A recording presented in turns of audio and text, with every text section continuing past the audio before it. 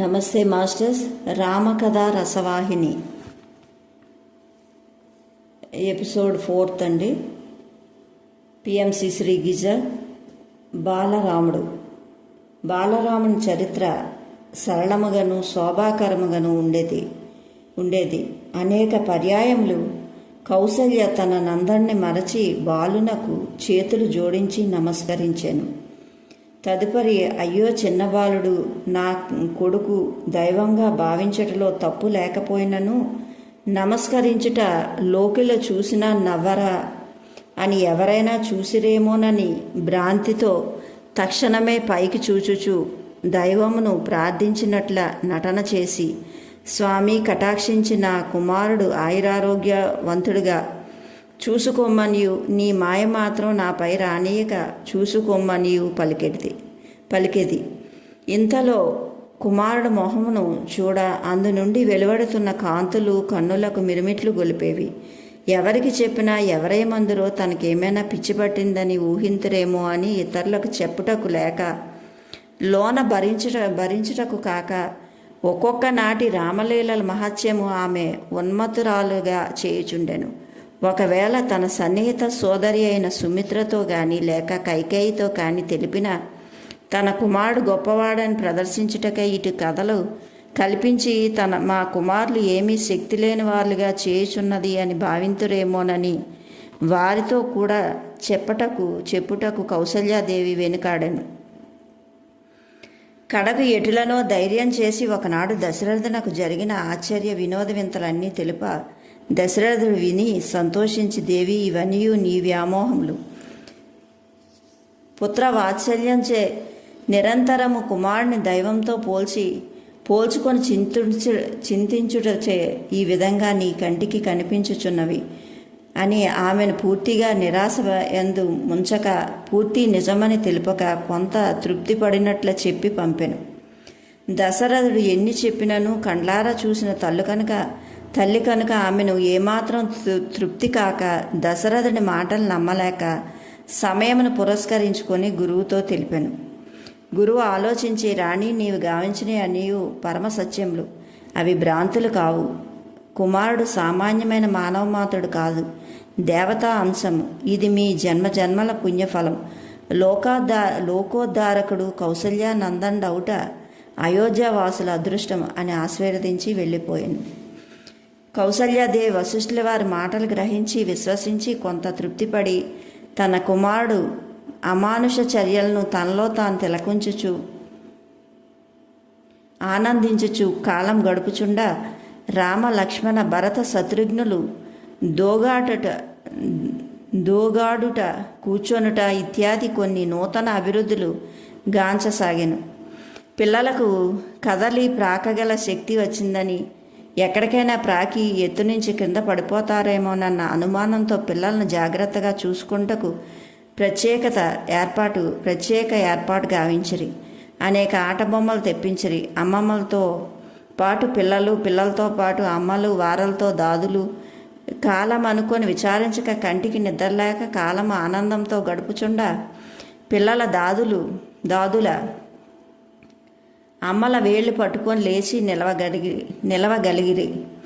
గోడలు పట్టి లేవగలిగిరి. తప్పటడుగులు వేయగలిగిరి. ఈ వింతలు అమ్మలకు మరింత ఆనందం నుండెను. తిరగని చిలక పలుకులు ఆ చిన్న పెదవులతో బోసి నోటితో పలుకుచుండా అమ్మలు కడుపుబ్బా నవ్వుచుండేవారు. అమ్మ అప్ప అని మాటలు నేర్చుకొని చుండేవారు. నిత్యము తెల్లవారగానే సుగంధ ద్రవ్యములు నూరి తైలము కలిపి వంటికి రాసి నలుగు పెట్టి సరయూన తీర్థంచే సభ్యంగా స్నానం చేయించి తలలకు వాసనలు పొగవేసి కాటుకు తీర్చి దిష్టి చుక్క పెట్టి నుదుట తిలకము వింతగా పెట్టి అనేక రకములైన వస్త్రములతో అలంకరించి ఊయలనందుంచి జోలపాటలు పాడుచుండా తల్లులకు వేరే వైకుంఠము ఉన్నదన్నది మరిచి అదే వాళ్ళకు స్వర్గ వైకుంఠము కంటే మిన్నగా ఉండెను. ఇక ఆభరణల అబ్బో దినముకు ఒక రకము కాలి అందెలు, మొలగజ్జలు, కంఠహారములు అవి గుచ్చుకుంటునేమో అని కింద ముక్కమల్ల వస్త్రములు కుట్టి వంటికి పెట్టేవారు. బాలల లీలలు వర్ణనాతీతంగా ఉండెను. బాలురు నడువగల వయస్కులైనప్పటికీ పురములందలి ఆయా వయసు పిల్లలను తెప్పించి వీళ్ళను కలిపి అనేక ఆటలు ఆడించమని తిండ్లు పెట్టించడం, వచ్చిన పుర ప్రముఖుల పిల్లలకు తగిన బహుమతులు ఆటబొమ్మలు ఇవ్వడం, ఈ పిల్లల తల్లులకు వెంట వచ్చిన దాదులకు తగిన భోజన సదుపాయాలు చేయడం, ఈ రీతిగా కౌసల్య, సుమిత్ర, కైకేయులు తమ తమ దేహాలమనే మరచి పిల్లలనే ప్రాణ సమానంగా చూసుకుంటూ ఆనందించుచుండరు. కొంతకాలం ఈ రీతిగా బాల లీలలు తల్లుల చెంత అంతఃపురం జడిపి 3 సంవత్సరములు నిండగానే బాలులందరి ఆడుకుంటకై దాదులతో ఆట స్థలముకు పంపుచు సకాలమునకు అంతఃపురం పిలిపించు తల్లులు అత్యంత జాగరూకతతో చూచుచుండిరి. ఒకనాడు దశరథుడు రాణులతో సంభాషణ జరుపుచు, పిల్లలు ఈ విధంగా దాదులతో కూడి ఉండుట విద్యాబుద్ధులు నేర్వలేరని యోచించి మంచి ముహూర్తం నిర్ణయించి గురువులు వారికి అప్పజెప్పి అక్షరాభ్యాసం గావించాను. ఆనాటి నుండి రాజోచిత వేషములు విసర్జించి పిల్లలు సామాన్య గురుకుల ఆశ్రమ నియమములను అనుసరించి అంగవస్త్రముల పైన ధరించి మొలకొక తుండుగుడ్డ చుట్టుకొని గురుగృహము ప్రవేశించిరి. ఇంటి అందున్న విద్య నేర్చుకుంటకు వీలు కాదని గురుగృహమునందే గురుసేవలు చేయుచు వారు అందించు ఆహారం మాత్రమే భుజించుచు మూర్తీభవించిన బ్రహ్మచారి వేషములతో విద్యను నేర్చుకొనిచుండేది. ఎప్పుడైనా పిల్లలకు చూపవలనని ఆశ తల్లులకు కలిగినప్పుడు వాళ్ళందరూ తల్లులే గురుగృహమునకు వెళ్ళి పిల్లలను చూసి వారి విద్యాబుద్ధులు గమనించి ఆనందించి వచ్చేటివారు. గురువు ఆ పిల్లల శ్రద్ధాభక్తులకు, ధారణా శక్తులకు అత్యంత ఆశ్చర్యము, ఆనందం పొందేడివాడు. అందున రాముని శ్రద్ధ మరింత తీవ్రమై ఉండెను. గురువు చెప్పిన పాఠములు క్షణంలో తిరిగి అప్పచెప్పేవాడు.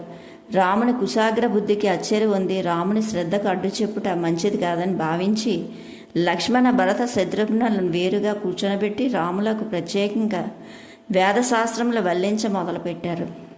రామ సంయోగమనే ఆశించుచుండేవారు. నిమిషము రాముడు తమ నుంచి దూరమై పాఠములకై కానీ గురువు ఆజ్ఞలపై కానీ మనసు నిలిచేది కాదు వారికి. అందువల్ల వారు 1-2 తరగతులు వెనకపడుచుండిరి. ఒక్కొక్క మాకి విద్యలు అక్కర్లేదు, రాముడు ఒక్కడే మాతో ఉన్నా చాలు అని లక్ష్మణుడు నిర్భయంగా గురువుతో చెప్పేవాడు. రాముడన్న లక్ష్మణునికి కమిత ప్రాణం. వారిరువురికి సంబంధం అప్పుడప్పుడు గమనించు గురువులు వారు తమలో తాము ఆనందించుచుండేవారు. వారు నిజంగా నరనారాయణులే అనేడివాడు వశిష్ఠుల వారు. ఈ రీతిగా ఆ దివ్యబాలురు గృహమున సర్వ సౌఖ్యములు త్యజించి గురువాజ్ఞను అనుసరించి వినయ విధేయతలతో విద్యను అతి స్వల్ప కాలంనందే పూర్తి గావించిరి. ఒకనాటి సాయం సంధ్యమున దశరథుడు మంత్రితో కూడి గురుగృహమునకు వెళ్ళి వేదములు వల్లించుచున్న పుత్రరత్నములు చూసి వారి ముఖారవిందముల నుండి వెలువడుతున్న ముత్యముల వంటి స్పష్ట పదములు విని పట్టలేక ఆనందం పొందెను. తమ కుమారులు ఈ స్వల్పకాలంలో ఎంత అభివృద్ధి గాంచరని సంతోషించెను. ఇంతలో రాముడు లేచి వచ్చి తండ్రికి నమస్కరించెను. అతను చేసింది చూసి మిగిలిన 3 సోదరులు తండ్రికి నమస్కరించి నిలబడిరి. గురువుగారు రాజును సమీపించి రాజును మంత్రిని తగిన ఉన్నతాసనంపై చర్మముపై కూర్చుండమని కోరెను. రాజు కుమారుడు విద్యా విషయమై ఎంతవరకు అభివృద్ధిగాంచారో ఈ విషయంలో గురువుతో ముచ్చటించుట ప్రారంభించెను. వారి సంభాషణ వినరాదని సూచనగా రాముడు తమ గ్రంథములు తీసుకొని గురువాజ్ఞ విని తన గదిలోకి వెళ్ళాను. ప్రతి విషయం నందు రాములను అనుసరించుచు సోదరులు కనుక అతని మనసును గ్రహించి 3 సోదరులు వెళ్ళిపోయారు. వారు తమ సంభాషణ గ్రహించి అనుసరించిన రామచర్యను వశిష్ఠుల వారును దశరథుడు గ్రహించి పిల్లలకు క్రమశిక్షణ ఎంతో పొంగిపోయిరి. పిల్లల్లో ఉన్న క్రమశిక్షణకు ఎంతో పొంగిపోయిరి. వశిష్ఠుల వారు ఆనంద హృదయంతో, మహారాజా, తమ పుత్రులందరూ సమస్త విద్యలందులు పారంగతులైరి. రాములకు సర్వశాస్త్రములు కూడా తెలియను. అతను సామాన్యుడు కాదు. నేను వేదశాస్త్రములు చెప్పుటకు మొదలు పెట్టగానే అతను దీనికి పూర్వమే తెలిసినట్ల అవన్నీ అందుకునేవాడు. వేద పురుషులకే ఇది సాధ్యం కానీ సామాన్యులకు చేత కాదు. పోనీ వేదములు ఒక గ్రంథమైనా అయి ఉండినా ఎప్పుడైనా విరామ సమయమునైనా చదివేనేమో అని తలంచుట వేదము గ్రంథం కాదు. గురు శిష్య పారంపర్యమై ఒకరు చెప్పుచుండా మరొకరు విని అనుసరించాల్సిందే కానీ చదువునట్టుది కాదు. వినికిడితో నేర్చవలసిన విద్య కనుక దీన్ని శృతి అని కూడా అందరు. అట్టి పవిత్ర పరమాత్మ శ్వాస సమానమైన వేదమును కొన్ని నెలల్లో పూర్తి గావించిన వారికి నేను ఇంతవరకు చూడలేదు. చూచుటేమిటి, ఏ చరిత్రనందు ఇట్టి వారు ఉంటారని కూడా వినలేదు. చదవలేదు. మీ కుమారుడు ఇట్టి అమానుష చర్యలు అనేకము, ఎన్నని చెప్పగలను.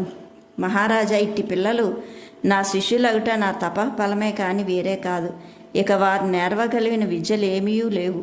రాజధర్మం అనుసరించి ఇక అస్త్రశస్త్ర విద్యములు నేర్చవచ్చునని నా చెంత ఉండి తెలుసుకొన్న విద్యలు పూర్తి అయినవి.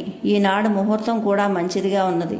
వచ్చిన తమరు ఒకే పరి పుత్రుల్ని వెంట పెట్టుకొని వెళ్ళటం మంచిది అని వశిష్ఠుల వారు సెలవీయగానే తక్షణమే పుత్ర వియోగంతో బాధపడుతున్న దశరథుడు ఆనందం పట్టలేక నేత్రముల నుంచి బిందువులు జలజల రాలి పక్కనే ఉన్న సుమంతుడితో తెలిపి రాజభవనముకి వెళ్ళి రాణీలకు వార్త తెలిపి గురుదక్షిణగా పిల్లలకు గురువులకు చెల్లించాల్సిన కానుకలు తీసుకురమ్మని పంపాను. సుమంతుడు కూడా ఆనందంతో అతివేగంగా రాజభవనమునికి వెళ్ళి విషయం తెలిపి కానుకలు తీసుకొని అనుకున్న దానికంటే శీఘ్రంగా వచ్చాను. అంతలో పిల్లలను పిలిచి తమ సామాను సిద్ధం చేసుకోమని గురువు ఆజ్ఞ చేశాను.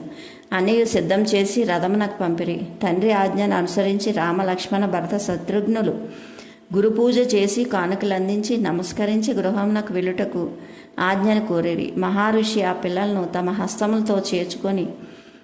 హస్తములలో చేర్చుకొని శిష్యులతో ముద్దాడి ఆశీర్వదించి వాళ్ళని వేడలేక కన్నుల నీరు తిరుగుట ఎటులనో పొంగి వచ్చు దుఃఖము అరికట్టుకొని సెలవిచ్చాను. అంత పిల్లలు గురువుగారితో రథం వరకు వచ్చిరి. అందరూ రథంలో ఆసీనులైరి. రథము కదిలేను. పిల్లలు హస్తములు జోడించి గురువులకు నమస్కరించుచు వారు కూడా కంటి దారాలు కార్చిరి. అది చూసి దశరథుడు గురు శిష్యుల సంబంధం అర్థం చేసుకొని తనలో తాను ఆనందించుతూ భవనము చేరి గురువు భారమైన హృదయంతో గృహంనకు ప్రవేశించెను. ఎటు చూసినను అతనికి దీపం లేని ఇల్లువలే అంధకారంగా కనిపించెను. ఈ రీతిన చూచుచూ విచారించిన ఇది ఒక మోహంగా మారగలదని గ్రహించి వాటి అనుభూతులను మరుచుటకై ధ్యాన నిష్ఠుడయ్యను. ఇంతలో బాహ్యభ్రాంతి వీడి అంతరానందమున మునిగి ఆ బాలురు నలుగురు ధర్మ అర్థ కామ మోక్ష స్వరూపులనియు ఈ లోకముని నాలుగింటిని బోధించి నిలబెట్టుటకై అవతరించిన దేవతామూర్తులను గ్రహించి ఆనందించెను. Okay masters, like, share, subscribe. Thank you.